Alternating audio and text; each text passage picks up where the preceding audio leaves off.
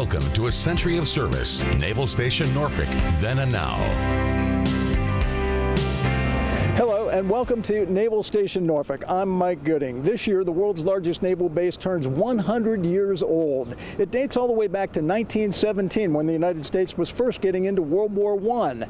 Since then, Naval Station Norfolk has provided the ships and the sailors and the aircraft for every campaign and conflict America has fought, including the current fight with ISIS. Over the next half hour, my 13 News Now colleagues, Philip Townsend, Marcella Robertson, and Andre Sr. and I will take a look at the past, the present, and the future. The relevance and the meaning of Naval Station Norfolk to the U.S. Navy and its history. I'm obviously very honored, very proud to be in this position today. So I really, the mission of the base, to support the fleet, the family, and the warfighter, I take it very serious, and it's really, like I said, it's really very humbling. He is the 47th commanding officer of a place that has meant so much to so many people. It's really, it's a pretty amazing the reach that Naval Station Norfolk has had over the years. I mean, when you look at the history, I mean, you can't go anywhere on this base without, touching a piece of the history. It was World War I. President Woodrow Wilson endorsed the building of a naval operating base. Following a June 15, 1917 act of Congress, workers broke ground on July 4th of that same year, and construction began on the site of the 1907 Jamestown Exposition at Sewell's Point. 8 million cubic yards of mud was dredged to provide appropriate docking facilities. On October 12th, less than 4 months later, the 1st Regiment moved in, and NOB, as it was called then, became operational. You would really be challenged to find someone in the Navy that does not have some link to Hampton Roads and the Naval Station Norfolk. I mean, young and old alike, people have fond memories of their service here at Naval Station Norfolk. It is a hugely important place. It is the largest naval installation in the world. And it is the home of the East Coast Fleet. I mean, we're stationed up and down the East Coast. But it is the heart and soul of that part of our Navy that deploys from the East Coast. Retired Admiral Bill Gortney knows all about the base and its history. From 2012 to 2014, he served as commanding officer of U.S. Fleet Forces Command, based at Naval Station Norfolk. He's a booster of the base now as a member of the Navy League of Hampton Roads. And I'm a history major. And quite frankly, you're not going to know where you're going to go in the future unless you knew where you came from in the past. So I'm a firm believer in understanding our history and the rich heritage of our history, of our great nation, and then of our naval forces that man, train, and equip and prepare to go fight and win our nation's wars and sustain the peace in those few years that it's peaceful.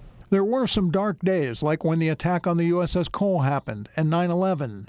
Retired Captain Joe Bouchard was commanding officer from 2000 until 2003, right when both of those tragic milestones took place. There was an increased interest in what the military calls force protection, counterterrorism. Before that, the base was pretty vulnerable. The water around the piers wasn't even closed to the public. It was not a security zone until after 9/11. But the whole base was wide open. Eventually, needed security changes were made. Now, more than a decade and a half later, the base is far more secure. And as for the future, Bouchard and the others believe it is bright.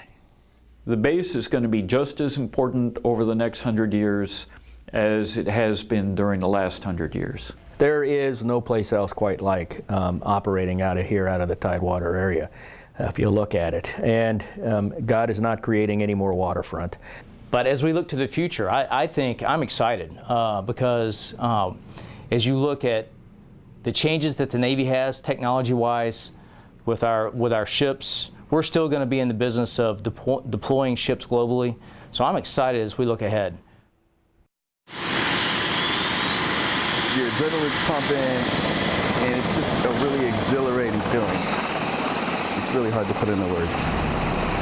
But before you can see them in action, lost visual contact. You have to see where it all begins. We can use Master Blaster. The Daily Brief for Helicopter Sea Combat Squadron 5. Today, the squadron will be working with Special Operations, the EOD unit you may have seen in the movie The Hurt Locker. It's probably the most fun mission we do, working with the SEALs and the EOD guys. Lieutenant Cole Fahey, pilot. What don't I like about my job? And Crew Chief Petty Officer First Class Darren Brown. Things are really dynamic and things are always changing.